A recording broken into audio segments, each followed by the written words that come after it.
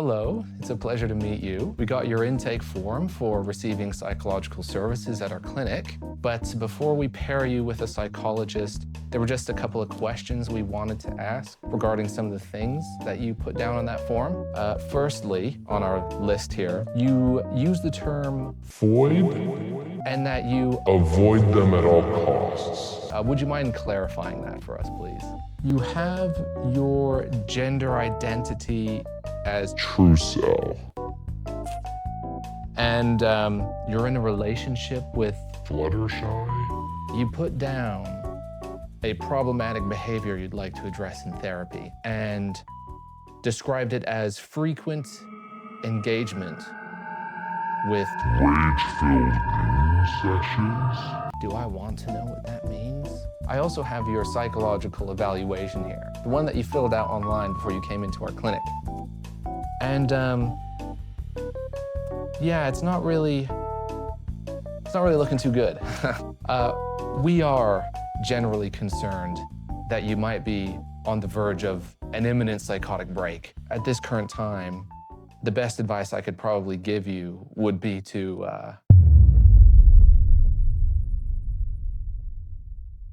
Have you ever looked at the Kitchen Cell subreddit? It's a subreddit that certainly grants perspective. I'm going to be showing posts that I pulled from the subreddit throughout the entirety of this video. It'll help you to realize that things really could be worse.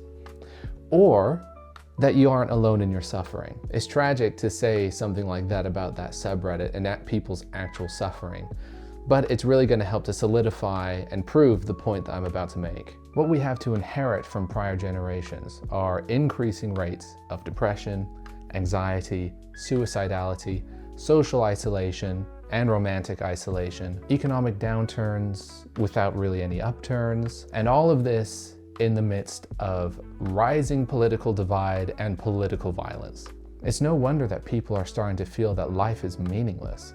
And that's the main problem that I want to address in this video, which is that without a meaning or a reason that's deep enough to sustain you through hardship, what reason is there to go on, to continue? What reason will we have to keep going collectively if we don't have some kind of cultural story or life explanation to justify the work and the suffering that it takes to build a civilization, to cooperate, to build cohesive social networks, to have families, children, and friends?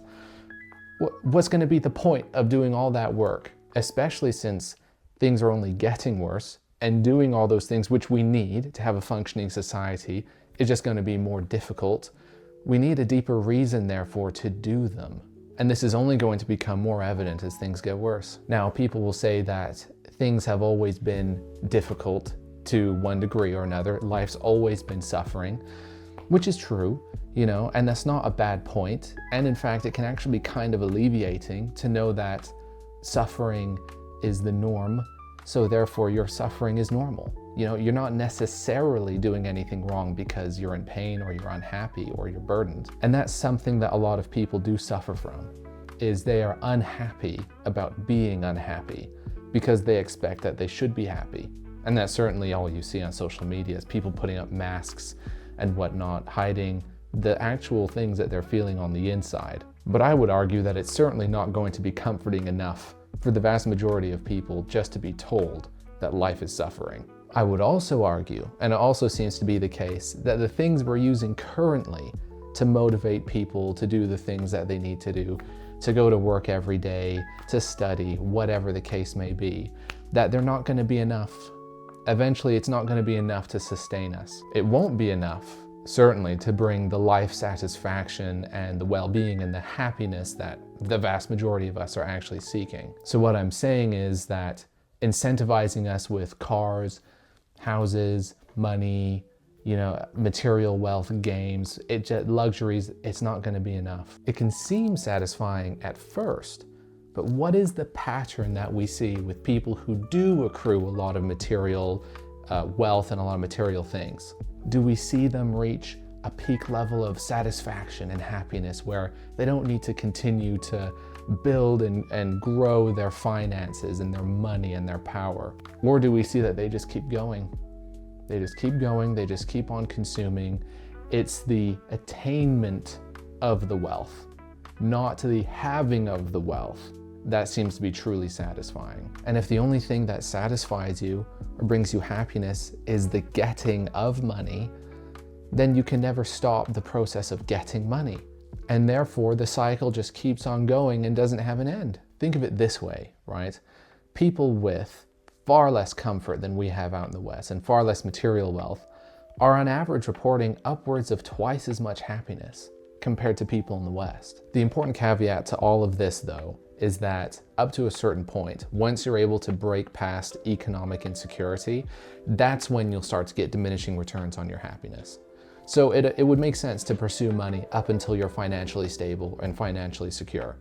That makes complete sense. But after that, you're not getting as much back. What we have as a society are things that are meant to supplement our lives, but not serve as the foundation for the core of our lives. At the core of our lives, we're supposed to have family, friends, meaningful work, long-term goals, a life purpose. Instead, you've probably got one or maybe a few of those things. Hopefully, I hope that you have.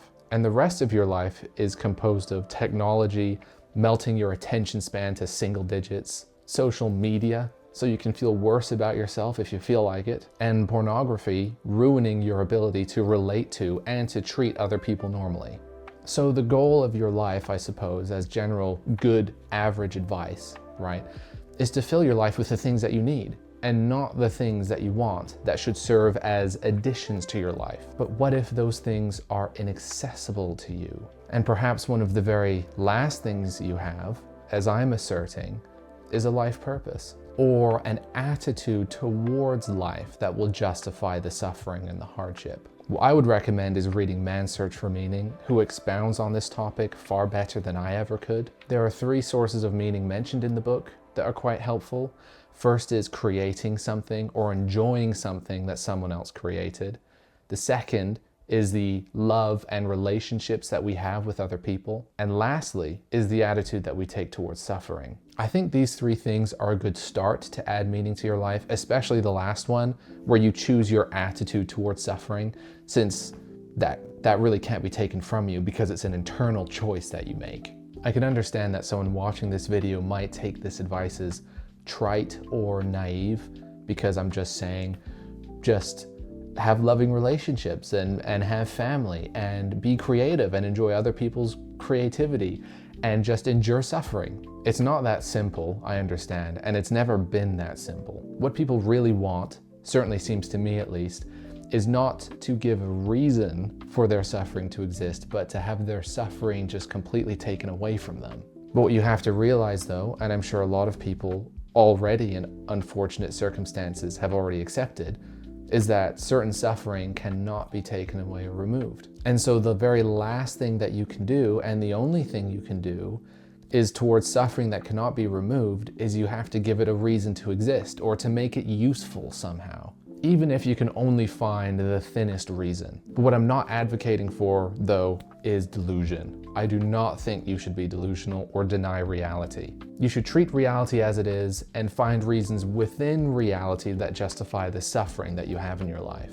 It doesn't serve anyone to dismiss or ignore uncomfortable truths just because they're hard to live with. I see a lot of self-help gurus and self-improvers who deny reality, and they get their audience to deny reality just to be able to cope because they can't handle how uncomfortable the truth really is sometimes. How uncomfortable a truth might be has no bearing on how factual it is. And if you decide to live denying the truth, then you're just delusional. My hope is that one day we can find an objective reason to confront reality for what it is. In other words, a white pill that can help to actually restore hope to the people who need it. And that's ultimately the point that I'm making in this video, is we need to somehow find a white pill that takes into account all of the uncomfortable truths of life, the unfairness and the cruelty, and still is able to find a reason to endure it and to live through it. And if you're skeptical, if you think that you can live your life without a deeper meaning or something like that to sustain you, I I think you're wrong. And unfortunately, I think you're in for an unpleasant surprise. Now, I think what can be argued is that money and power can soften the blows of reality a lot. But there are still ways that reality can get you. And for everyone else, the vast majority of us, we don't get the luxury of money and power protecting us. So we're forced in some way, shape, or form to have to find a meaning that will give us the motivation and the incentive and the courage that we need to be able to go through things that are extremely difficult. And that's ultimately the point of this channel that I'm starting up. I hope that in the future I can address uncomfortable truths and find actual appropriate solutions for them that don't reject reality, but are solutions to reality. Now that's all I have to say on this topic for now. So if you like the video please, and subscribe. And if you think I'm mentally deficient, please dislike the video. Thank you very much.